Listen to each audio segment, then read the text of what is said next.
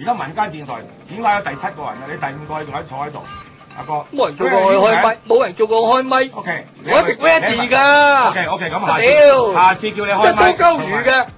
我俾你啲大佬威先啊，得唔得啊？所以話一句，我一直都 ready 等人開，叫我開咪嘅咩？我有去㗎。平時罵人嗰陣時咧就難。好，大家好，歡迎收聽民間電台嘅節目。咁喺直播室裏邊咧就坐住牛哥，有位岸仔啊，唔係昂仔。咁佢咧就話我隨時 ready 㗎，冇人叫我咋，所以話冇人叫佢，即係佢 ready 㗎，佢隨時可以去為國捐軀。